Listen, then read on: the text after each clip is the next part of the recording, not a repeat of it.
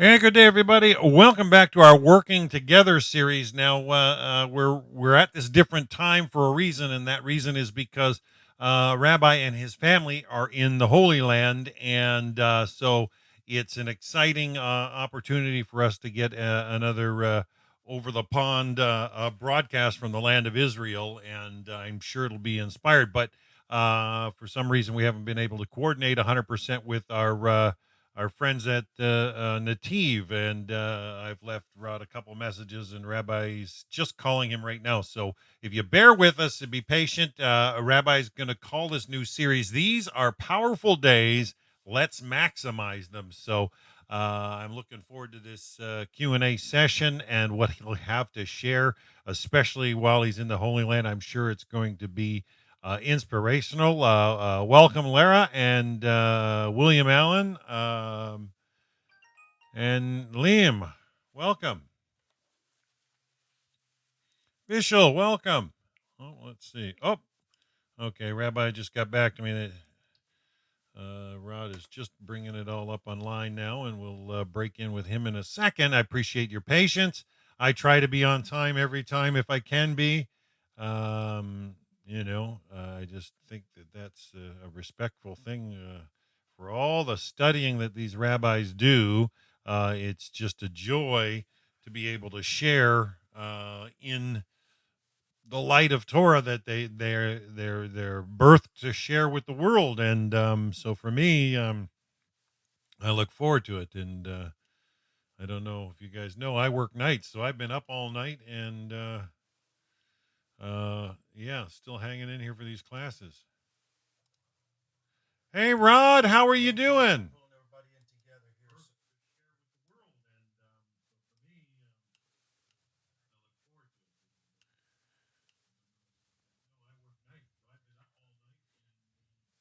Anyways, yeah, so yeah, we're hold on, we're gonna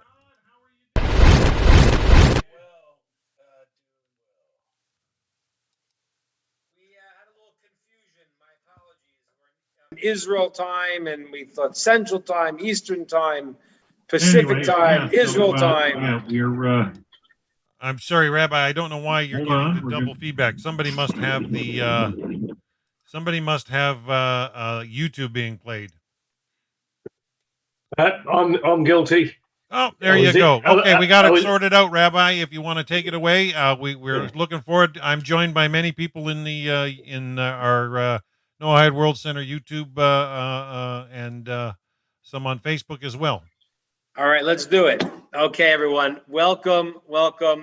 Again, I apologize. We had a little confusion here. Recording in progress. I'm in the Holy Land, so I had said. Whereabouts, Rabbi? I said we were going to meet here at 4 p.m. in America. I didn't specify Eastern time, so we have some delays going on. I'm sorry. But it's 11 p.m. here in the Holy Land. And first of all, I just want to tell you guys, it's great to be in the Holy Land. Wow. Because, the question is, Yisrael, the word Israel, one of the, has many deep explanations to it, but one is the word Yashar means straight, and Yisrael is straight to God. And that's a very deep explanation of the word Israel, straight to God. So what happens is when you're in the land of Israel, you feel it. Now is actually the time called the Shemitah year, the 7th year where you don't plant, you don't work the land. Everything is, all the produce is ownerless. Anyone could take it. So I was out a couple of days ago, and there were these big crates. They were giving away fruit that had grown in Israel that cannot be owned and cannot be sold. And they were giving it away. And I took some bags of it, and it was the most delicious fruit I ever tasted in my life. And you tasted the holiness of it also. Just fascinating and amazing stuff. So we are from the Holy Land now, televising this, and it's a very auspicious time. This day, it is just passed, but in America, it's still this time. In Australia, just passed also, but it's the beginning of the month of Elul, a a very significant month. And I want to explain a little bit about that. I want to talk today about two different time zones we're living in. Especially we got a problem, Rod, with the time zones originally. We'll make it up. We'll do a tikkun by talking about the time zone of Elul and where it's leading. So it's the beginning of this month. Now, I want to put into perspective, just give you historically what happened on this day thousands of years ago. So the Jews, they heard God speak of Mount Sinai on the 6th day of the month of Sivan. And 40 days, Moshe was on the mountain to get the tablets. He came down 40 days later when he saw the Jews were doing the sin of the golden calf. He broke the tablets. He went up for 40 more days and he prayed that God should not destroy the Jewish people.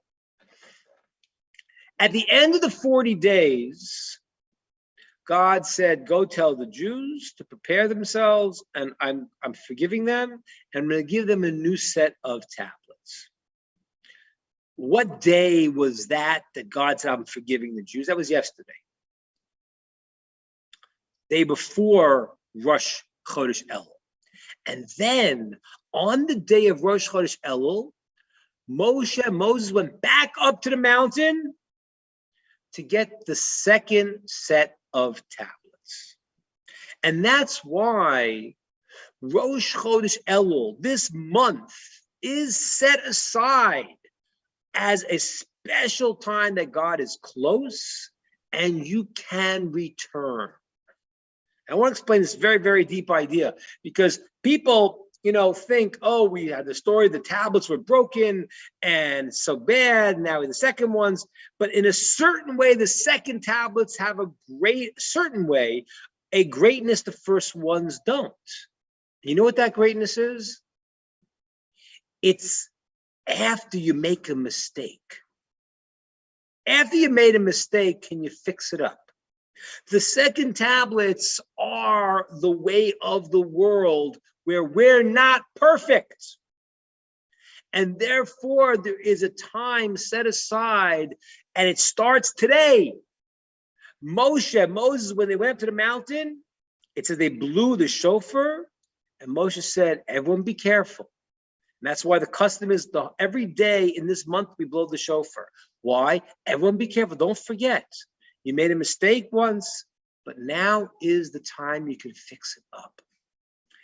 And that's why I want to tell you something. It's amazing. And again, those who came now, I apologize, we had a little earlier start, but it's amazing. Do you guys think there's anything to astrology? The answer is most people talking about astrology don't know what they're talking about. And they're making stuff up and it's a little bit fruity. But the reality is that there is a very deep reality that has to do with understanding the stars. I'm going to explain this to you because people misunderstand. They have this whole idea in ancients. They used to think that, the stars were causing these things to happen, which is idolatry, obviously. There's no powers the stars have over us. But I want to explain you a very deep idea.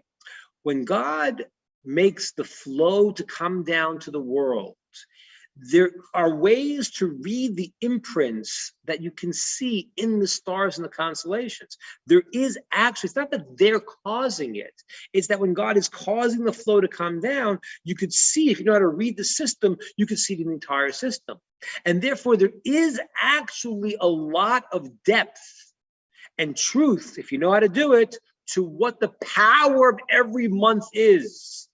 So for those who know a little bit about astrology, because the signs are still true, the signs they have is actually still accurate. Well, most of the things that people know today are wrong, but the sign is still accurate. So much so, there is a book that was written by the first human being, Adam. It's called Malach Raziel. It's the book of the secreted angel. Malach Raziel. And in that book, he has a chart of the 12 months, and it has the same names as it has today. Okay? So what is the month of Elul, which usually lines up with the September type of period of time in the solar system type solar calendar. What month is that? So it's the month of Virgo. What's Virgo? Virgo means the virgin, meaning a woman who has not been married yet and is now being sanctified to her husband for the first time. Why is this month of Elul that astrological sign? And the answer is so beautiful. You know why? Because the whole year we make a lot of mistakes, a lot of things go wrong. And then you get a month to start again. Be a new bride. To start our relationship with God and the entire world fresh. That's amazing. Now, we don't do it. The reason we don't do it is because we get stuck in our habits. And what happens is we think that, well, this is the way I was yesterday, and this is what I got to be tomorrow. But I want to tell you an amazing, amazing thing. It's in the prayers we say every morning. There's a prayer that says, Mechadis b'choyo t'maseh b'reishis, that God renews creation at every moment. And for those of you who have ever read any quantum physics, yeah, but it's fascinating. In quantum physics, when they study the subatomic particles, they see them, it says, you read it in quantum physics books, it says that they see the subatomic particles pop in and out of existence. We all believe the world is static. Everything is the way it is, and it's always that way, and there's no change, and I'm the same person as I was 5 minutes ago. It's not even true. At every moment, there is a new potentiality. And that's what the quantum physicists found out, that every moment there is a new beginning of reality. We understand, we know in 7 years, and it says no, the cells in your body will all be changed. You're constantly changing. So what happens? We're stuck in our minds thinking that, well, this is the way I've been acting. I've been a crabby old person for so long that I can't go and start smiling. It's not true. So 5 minutes ago, you were in a bad mood. 5 minutes ago, you had problems. Take a minute right now and smile. Take a minute right now and say, yeah, thank God. Why not? I can't do it because how was I a minute? Well, a minute goes a different world. That's this month. This month is a month of Virgo. It's a month where you can start again. What a gift. Now, when Moshe went up in this beginning of this month to the mountain to get the second tablets, he was up there for the last set of 40 days. So when did he come down to give the second tablets? On Yom Kippur, the Day of Atonement, the Day of Forgiveness. That means that we made mistakes and things can be fixed up.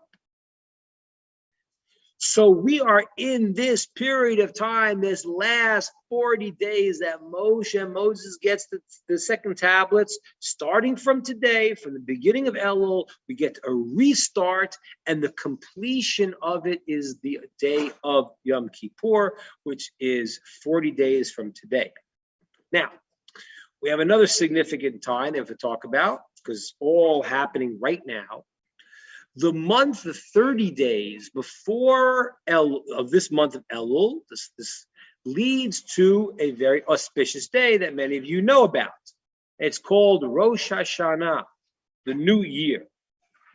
Now, those of you, and most people here are either not Jewish or didn't grow up Jewish, but you know that the Jewish New Year's looks a lot different than the New Year's celebrations in Times Square or wherever you are.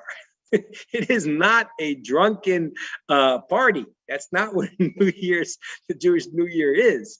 And by the way, this New Year is everyone's New Year. Everyone on New Year's is having a New Year. That's going to be 30 days from today. So 40 days will be 10 days later will be Yom Kippur. We got atoned, we got forgiven, second tablets. But 30 days from now will be the new year. Now, let's understand this a little bit. Because if it's New Year's, so I thought we have parties on New Year's. What's going on New Year's? What are we doing? What's this exciting, fun thing we're doing on New Year's? The answer is we're being judged. Well, that doesn't sound like much fun, no? Being judged? Why being judged?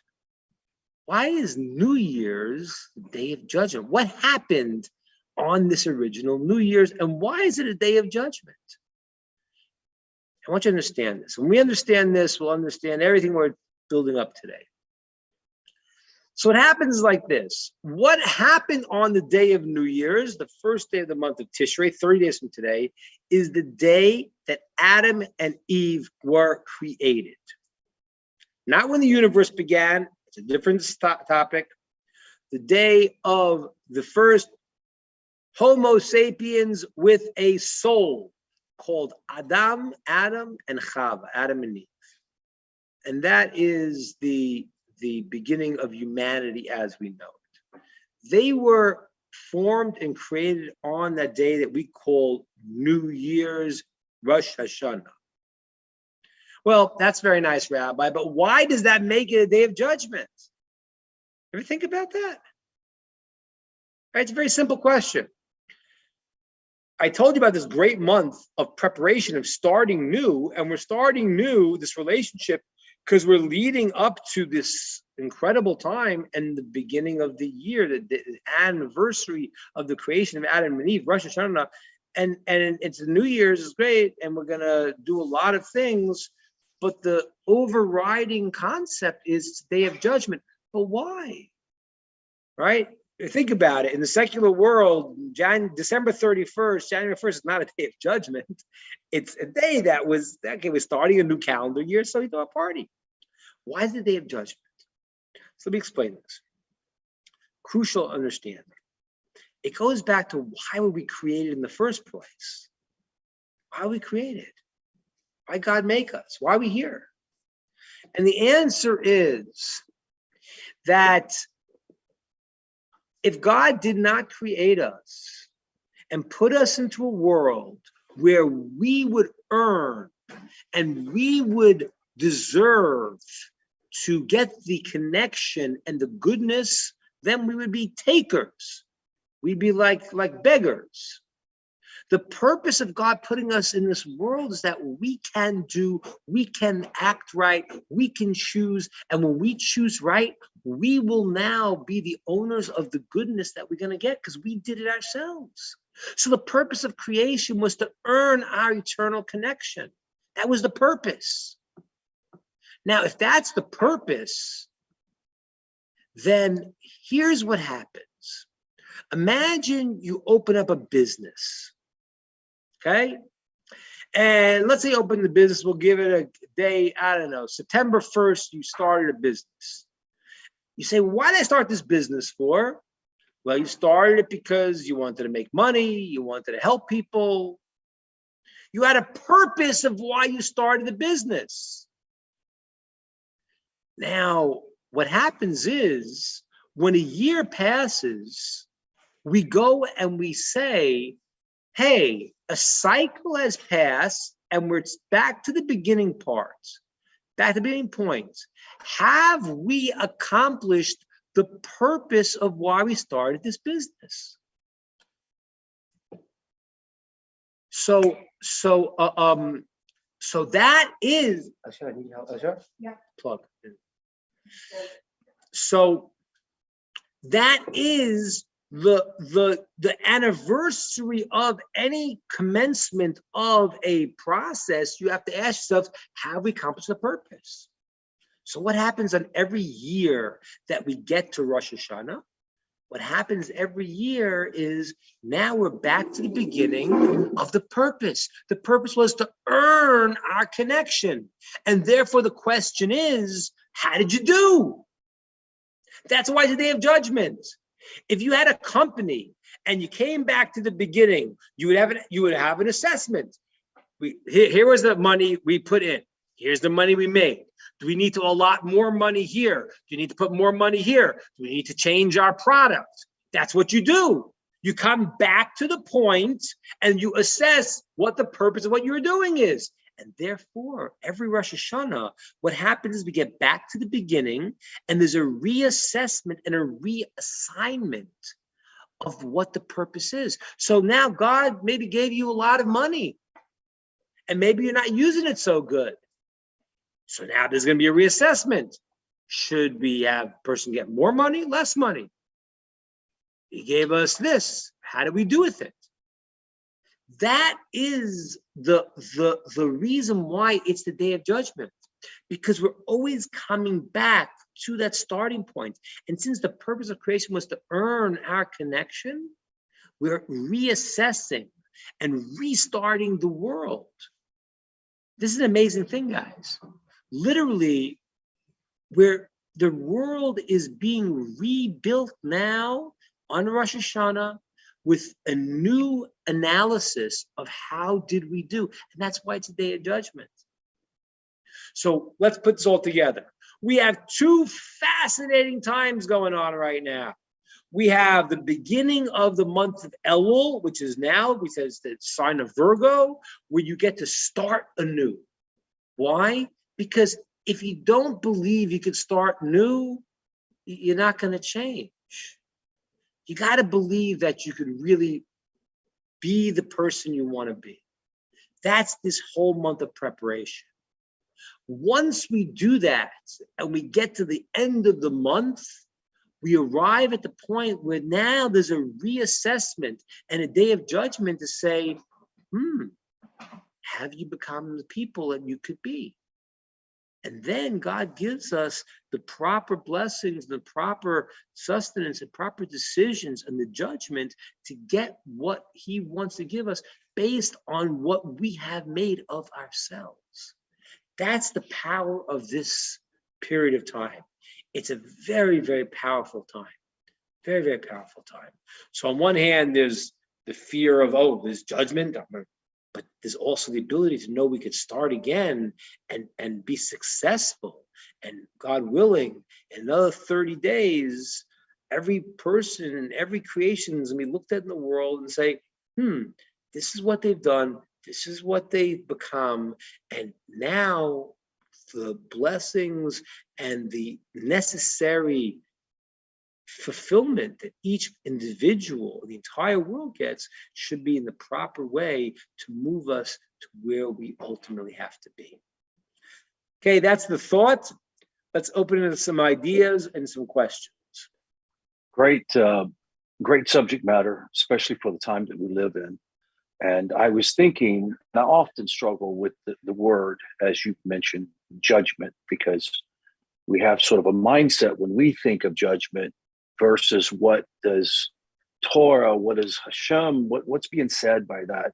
And I really like the idea of, as you sort of coined it, an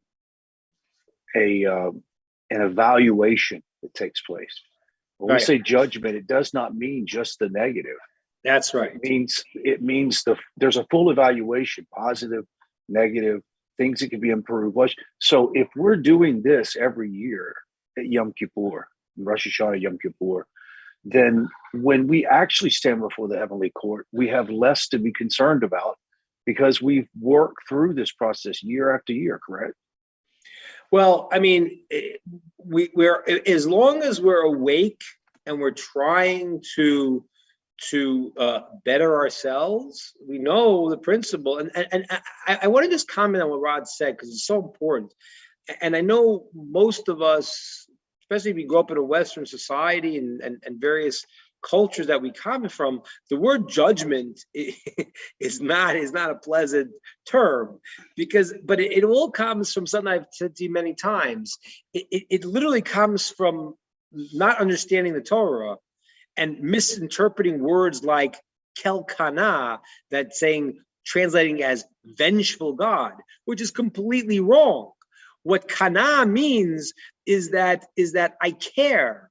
If let's say I have a kid and they're doing something wrong, So you have two people.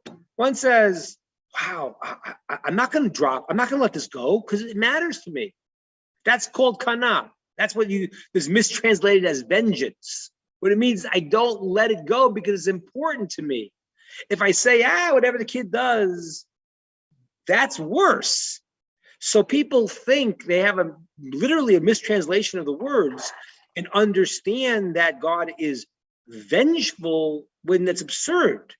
But what it means is that God wants, and the whole thing is set up to make us succeed.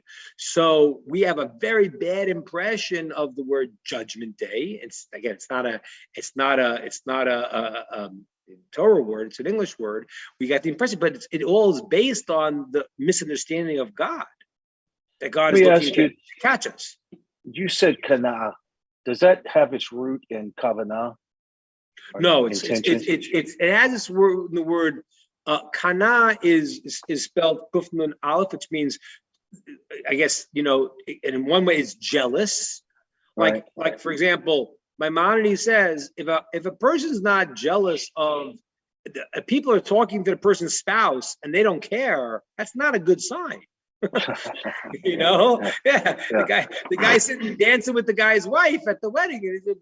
Okay, well, that's enough. There's a third round here. You don't care. There's something seriously wrong going on there. It means you don't care. So, and it's also the word to acquire something. It means that I have a connection to it. So, and that's part of the very, very disturbed translations and views of the world that God is, trying to get us. So then you see judgment. Oh, that's bad. That's not what it is. It's important. I've talked about this many times with you to understand how time works. Time is not, it's not a line. It's not a circle. It's like a spiral, which means that what? It means you're always coming back to the same points, but you're moving forward into the purpose of where we're trying to go. So you're back at the same point. Rosh Hashanah is a point, and there's an energy in the year. There's an energy in the year. Every year comes right now, but it's different because it's moving towards a process. Okay. Wow. So yeah, very Rabbi, good. I got a couple on YouTube if you can take one or two. Sure. Let's do it. Okay. My friend Vishal in India he kind of brought this up yesterday. But I invited him to this class. He said, aside from repentance, what else can a Noahide do during this time of Elul before we get to Yom Kippur? And I know that yesterday he was asking about the potential to fast for a Noahide, and I don't know. He's just looking for answers. What more can, aside from repentance, what else can a Noahide do during this time of Elul? So let's talk about fasting a minute, because fasting is a tricky question. For Jews today, there is a very much of a discouraging of fasting, and for Noachide, it kind of depends on who you are and your strength, and understanding the point of fasting. So let me explain the point of fasting, and then I'll be able to explain, and then you'll be able to decide for yourself if it's something you should do. So the idea of self-flagellation, of hurting ourselves, that's not a good idea. That's not a Jewish idea. That's not a proper idea. People want to hurt themselves. That's off. We don't do that. Fasting it has a very holy component to it. It has a component to it where I'm going through a process where I'm trying to connect more. I want to move away from my attachment to physical things, and I want to yearn towards spiritual. So fasting can be used in a positive way. Today, I say, certainly in the Jewish world, there is a great discouragement of it, because our society our world is weaker, whether we realize it or not. There's a lot of chemicals that things that they know. They've done studies. The society is much weaker. So like if a person's going to be learning Torah or doing mitzvot, and they're not going to be able to do it because they're weak, so it's very much discouraged in the Jewish world. That being said, for Noachide, it's not the wrong thing to fast if you don't do it to hurt yourself, if your body is strong enough that it will inspire you. Otherwise, you shouldn't do it. So fasting can be used, but needs to be used with a lot of care, and not to get into a mindset of like, oh, I'm hurting myself. That's wrong. And if it does hurt you and it's detrimental to your health, then you're not allowed to fast. So that's the first part. So other things Noachide should do is pray at this time. Study the 7 laws and the related things that like we learn. Learn Torah, all the things that are relevant to the mitzvot and the lifestyles that you should be living. So learning Torah, praying, davening a lot. It's very important in this time of year, and to spend some time really talking to Hashem and asking for the help to be able to do the commandments in the proper way, and then try to do more. Like let's talk about a very simple commandment that's not one of the 7 Noachide laws. It's certainly a commandment for both Jews and for non-Jews, which is to greet someone with a smile. It's certainly a commandment. It's called chesed. It's called kindness. Right. How hard is that? But it's hard when I'm self-absorbed and I don't think about, wait a minute, I want to make the world a better place. If I think in that way, and that's what the answer to your question is this time of year is to focus on doing things with more intent, with more alacrity, and with more dedication. And so let's start by doing some of the things, the mitzvot that we are supposed to do, like kindness, and consciously say, okay, today I want to be better at it. Today I'm going to greet at least one person with a very big smile and make them feel good. And again, and to do it like as both Jews and Noachides do, saying, I am doing this as a commandment from God. I'm not doing it because, a lot of people smile, and a lot of phony smiles. I mean, I'm in Israel now, but I live in the South, in Atlanta. And I didn't know when I got there what this phrase, bless your heart, meant. I thought it was like a compliment. And then I found out it means drop dead. She's such a bless her heart. I didn't know. So I don't mean smile and say bless your heart, because that's not what I mean. But a genuine smile, with not because it's culturally acceptable, but because you're saying, I want to do the commandments that God's given me to make this world a better place. And right. You can do so much. Fred had a question. I know that Dan probably has another one need to follow up on, but Fred typed this in. Also, what about reading the Maksur for Yom Kippur? Yeah, the Maksur is very, very powerful.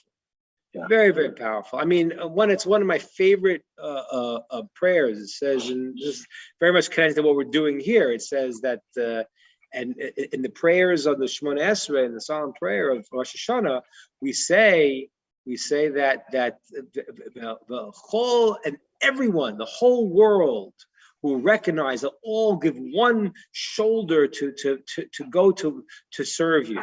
So Rosh Hashanah is very universal. Yeah. So I think a Noachide to read the Maksur is a good thing, because you're going to read a little bit some of the prayers, some of the ideas which are quite universal. And giving tzedakah. This is a time to the three principles that we say that are very much to focus on this time is tshuva, tefillah, and tzedakah. Tshuva is ways of fixing up what we did wrong. Tefillah is prayer, and tzedakah is to give charity. So, that's true. Yeah. Very good. Dan, did you have another question you wanted to follow up on? Yeah, my friend Lara there in Tampa, she was asking, she would like to know more about the Shabbat for Earth, the year 6000 and getting there, because the rabbi had talked about the cyclical nature of time. And I wonder if he got something he can share with her on that. Well, yeah, I could share a lot on that. It's a giant topic. Let's talk about the things that are very relevant to us right now. Is that the world, as we know it, in this process, isn't a 6,000-year cycle. So that means that so we are before the year 6,000. The world will go into a more enlightened period that's called times of Mashiach. Now, when that date will be, I don't know, but is not much time left for 5,782 right now. So, and as mentioned once before, there's different opinions in the Talmud how long the time of Mashiach has to be. Some period 40 years. So, you're talking about within 200 years. And by the way, and we've said it many, many times, so many of these things in current events are playing out very, very clearly. And we should pray it should be in not so dangerous way. Very, very foolish to be trying to give Iran a nuclear bomb, especially knowing who Iran is. And if you know that the Talmud says that the people who are going to start the war that's going to be the Milchemes Gog and Magog, it's going to be Iran. It says Persia. So not a good idea.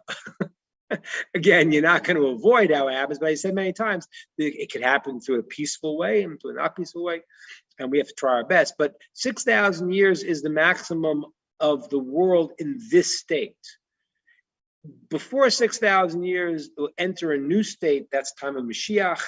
Now, the beginning of times of Mashiach is not a different world than this world. It's just a world with its peace and harmony and truth.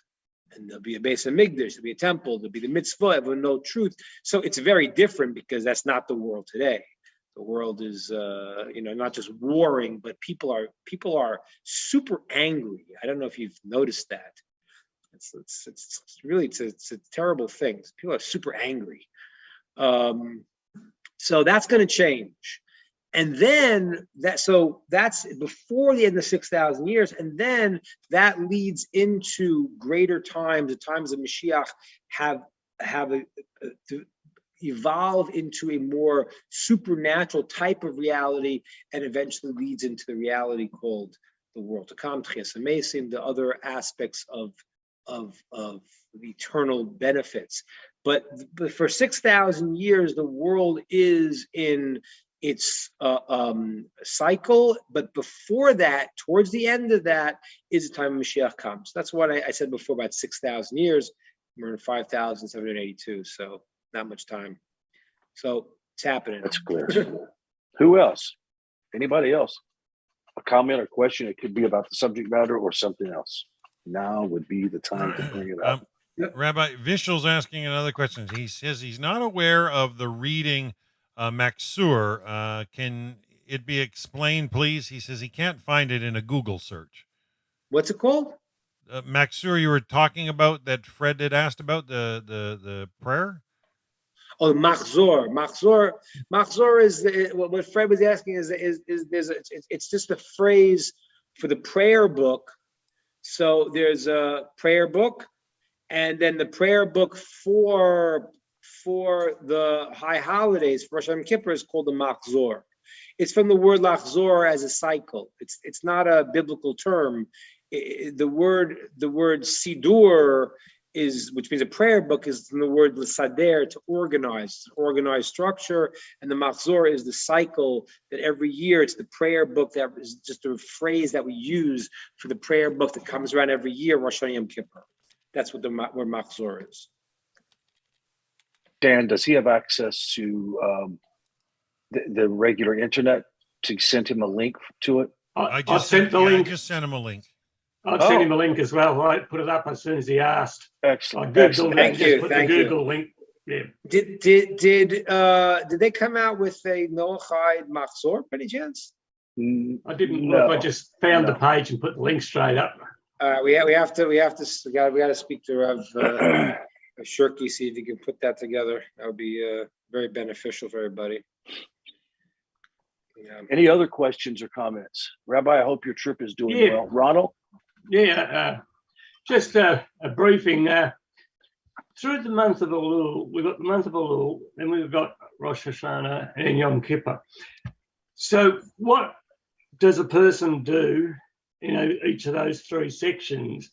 Like, I was new to this last year and I got very confused at what, is there anything specific done through the month of Elul and then on Rosh Hashanah? Is there something specific we do at that day?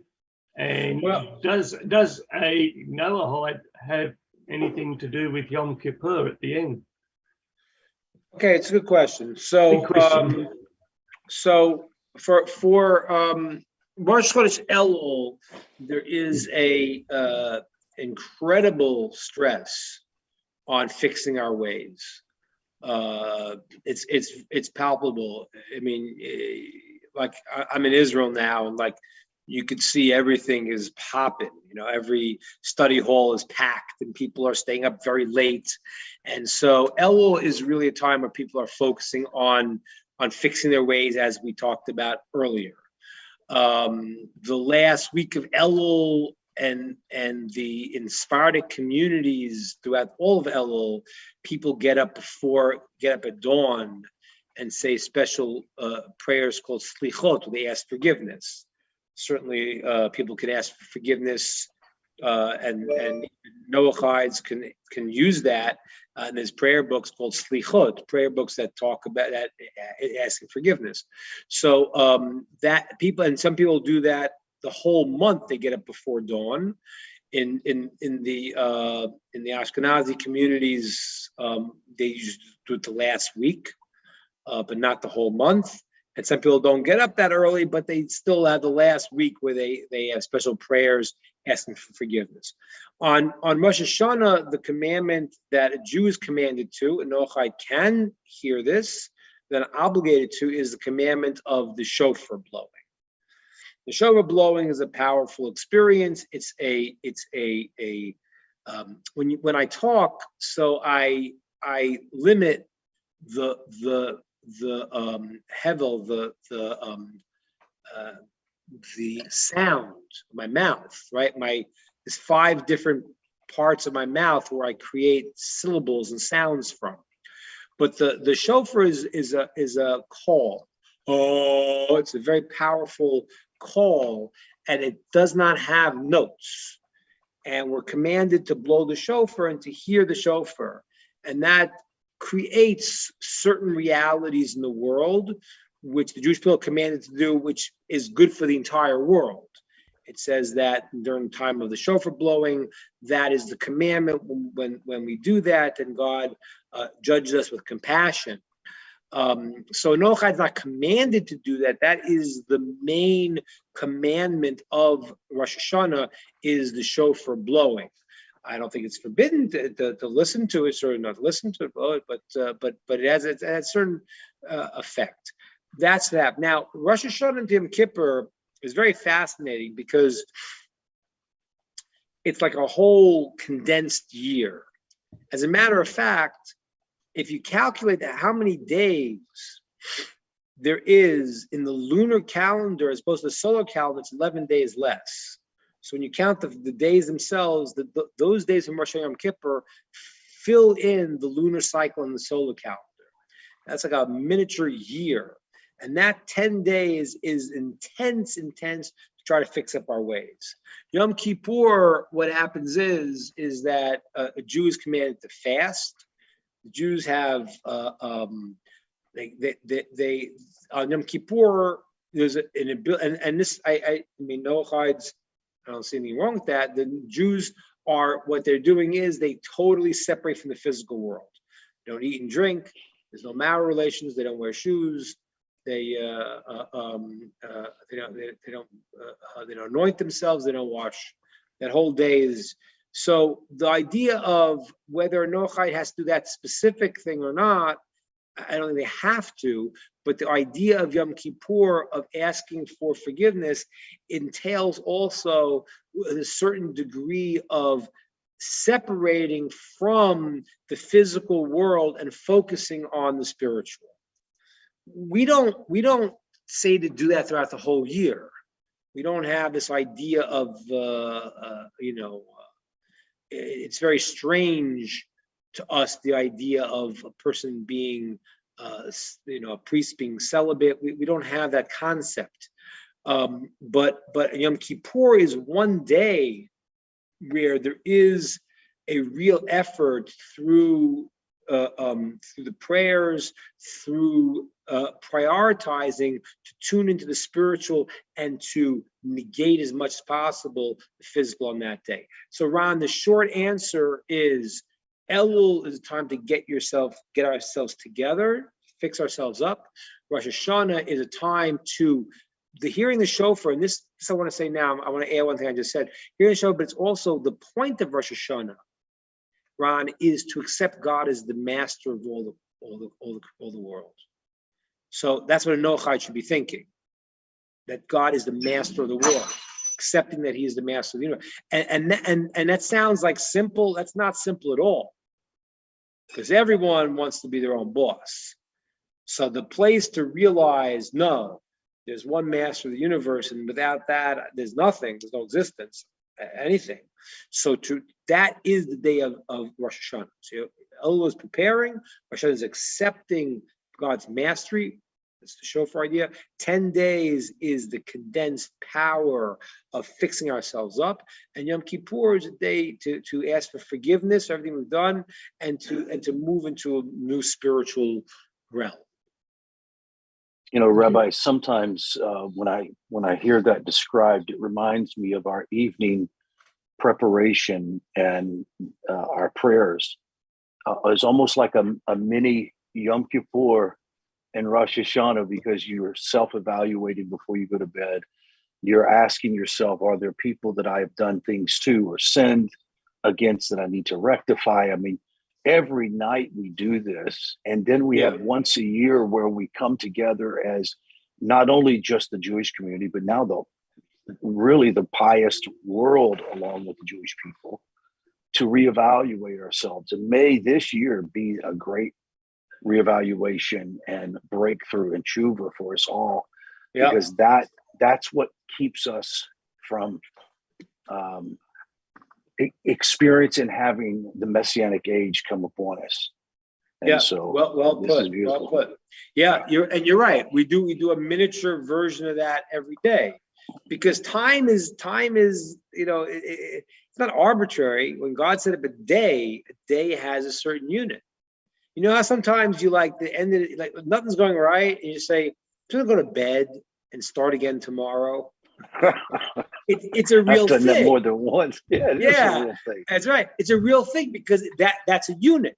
So we do it. We forgive everyone the night before we go to bed, because we've completed a cycle.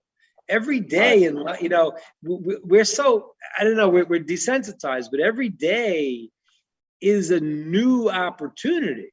It really is. I mean, I don't want to, but I mean, the Kabbalists talk about it in a very, very specific ways.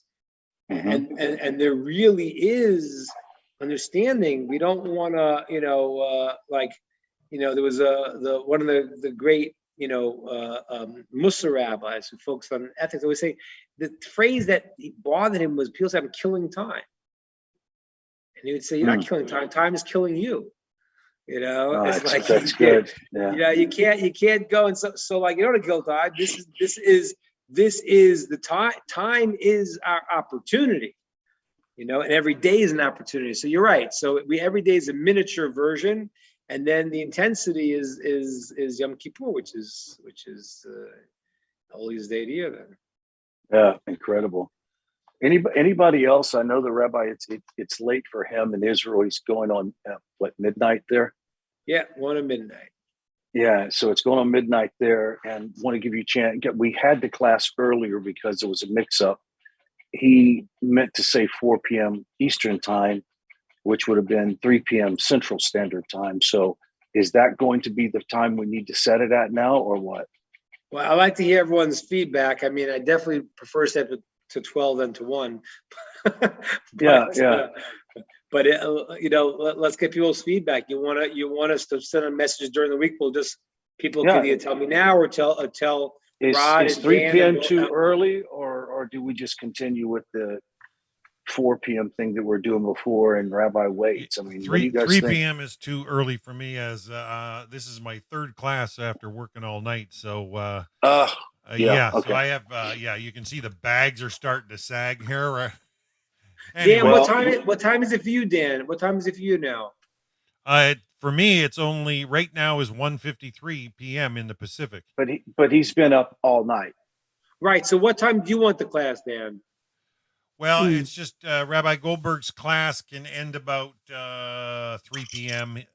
For me, and I really need at least a half an hour turnaround to set it up. So, I mean, if you need to go earlier than 11 o'clock in Israel, I mean, I could maybe squeeze 10:30, but not any earlier than that. I'm saying, but 11 o'clock Israel time is okay for you?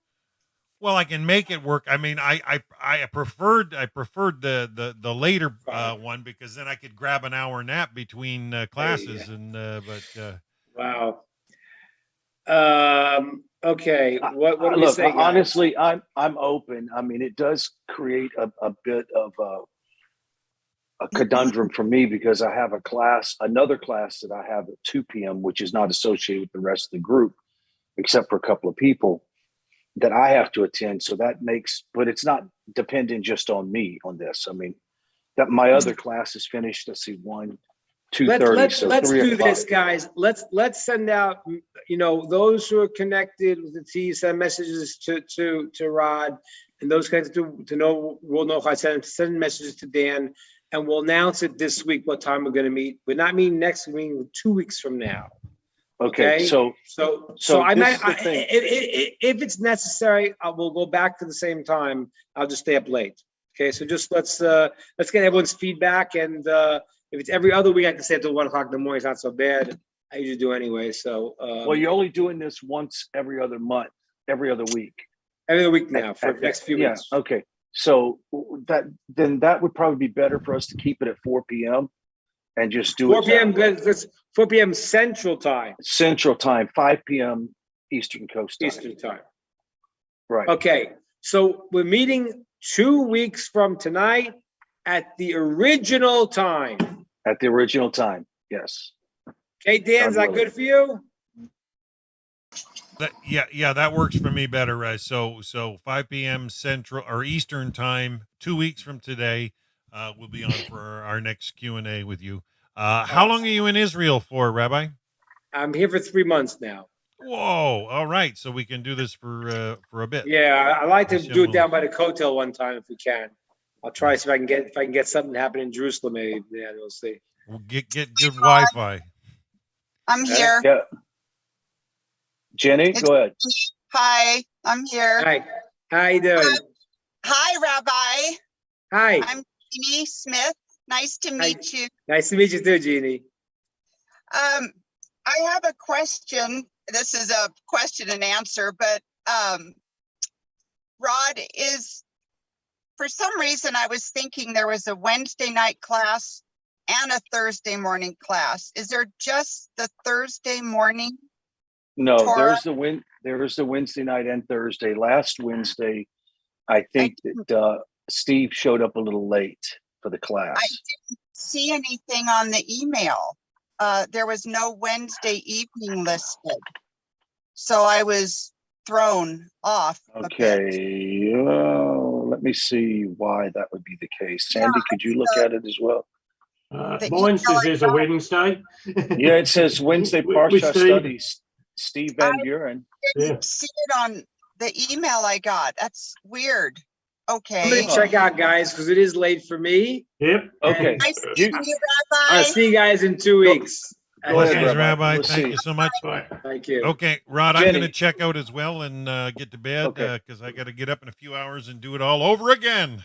Oh, Hashem you- is good. He you- provides. Thanks so much, Dan. We really Take care, appreciate man. it. All right. So Jenny, what email? All right, folks. So I'm going to sign out. There you have it for today. Rabbi Ingber's in Israel for the next 3 months. So we'll be doing some sessions live from Israel. And so if you got any difficult questions that are eating away at you and you want a rabbi's opinion on it, feel free to write it down and bring it back. We'll be back here with this series with our friends at the Netiv group in 2 weeks, but it'll be back at the usual 5 p.m. Eastern, 2 p.m. Pacific, 2 weeks from today. So till then, it is the month of Elul. So take the rabbi's advice and do a Hespon Hanefesh, accounting of the soul, and see where you're at. So, all right, everybody.